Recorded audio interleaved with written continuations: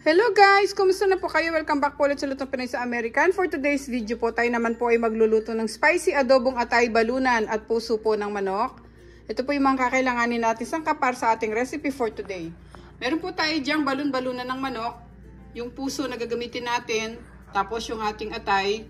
Meron tayo ditong vinegar, chicken broth, soy sauce, bay leaves, black ground pepper, at yun pong ating garlic. Additional ingredients po natin, pag nagisa na po tayo, meron po tayo ditong sibuyas, cooking oil, brown sugar, oyster sauce, at ito naman po yung ating mga siling labuyo. Meron din tayong nakarading tubig dito, kakailanganin natin mamaya pag nagisa na tayo.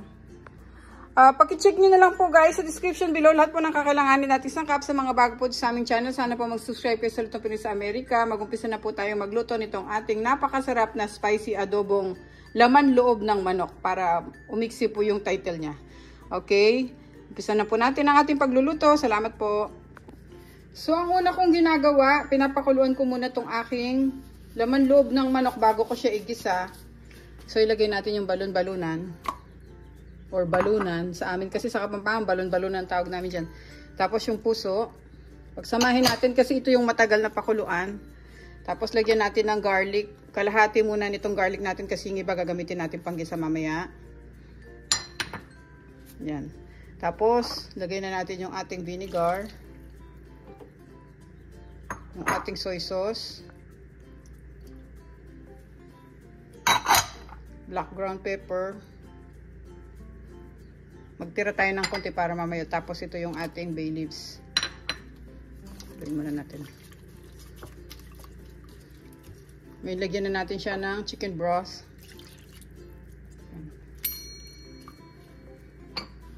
Lagay ko muna yung takip.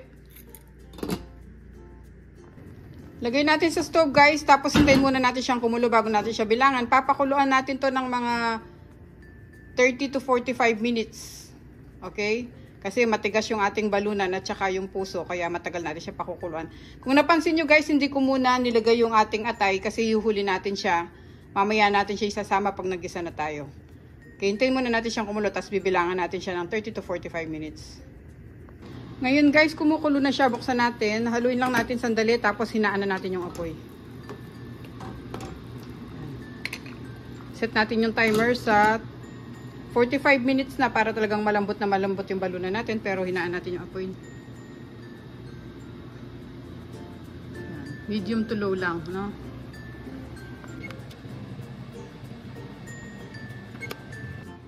Okay guys, 2 minutes na lang. Malapit na tayong matapos.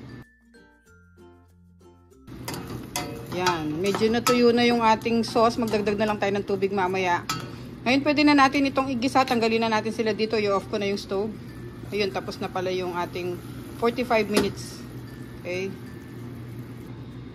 Kunin muna natin yung balunan at puso. Ilagay natin dito sa bowl. Hiwalay muna natin sa sauce. Manggigisa na tayo.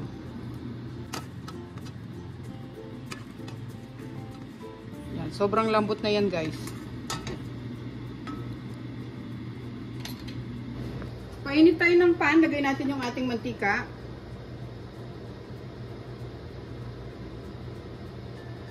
Tapos sunod natin yung ating bawang at sibuyas.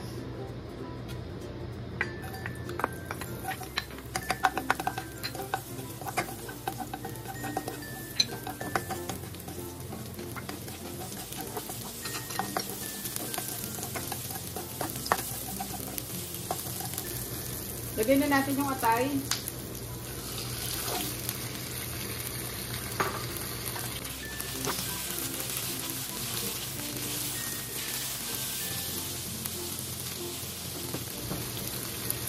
Lagyan natin ng paminta.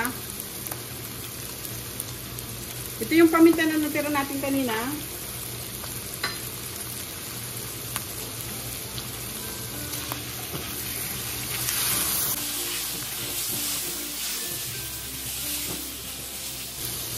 Kaya natin hinuli itong ating atay para hindi siya madurog sa pagpapakulo natin.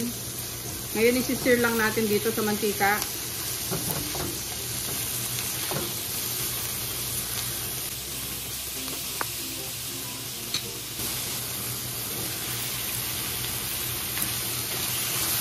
Ngayon na i-brown na natin itong ating atay. Pwede na natin isama yung ating pinakuluang balunan at saka yung puso.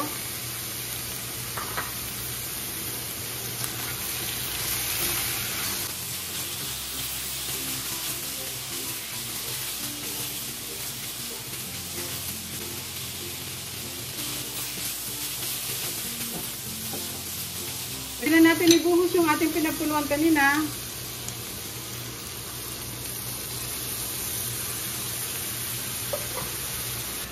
Lagyan natin ng tubig yung ating pinagkuluan. Sayang yung natirang sauce. Buhos natin dito. Naglagay ako ng kalahating cup ng tubig. Haluin natin at lulutuin pa natin yung ating atay kasi hindi pa siya luto. Na-sear lang natin.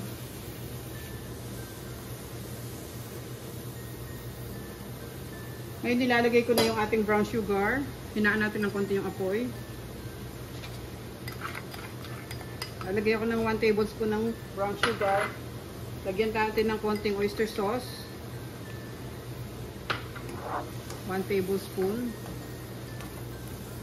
Yan, halu-haluin lang natin muna. Sarap nito guys.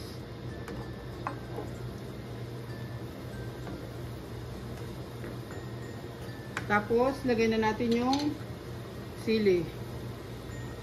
Yan. Kaya muna natin siyang kumulo. Tatakpan natin. Pakukuluan natin to hanggang sa maluto yung atay natin. Hinaan lang natin yung apoy ng konti. Yan.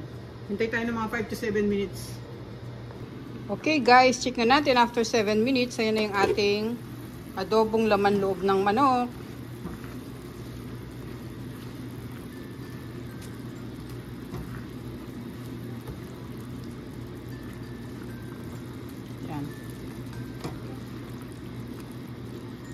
Medyo patuyuin pa natin ng konti, hindi na natin siya tatakpan ng mga 2 minutes lang. Medyo lakasan natin yung apoy.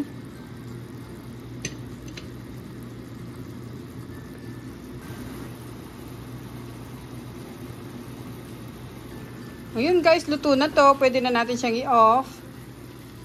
At ilagay na natin siya sa ating serving plate. Close na natin yung stove.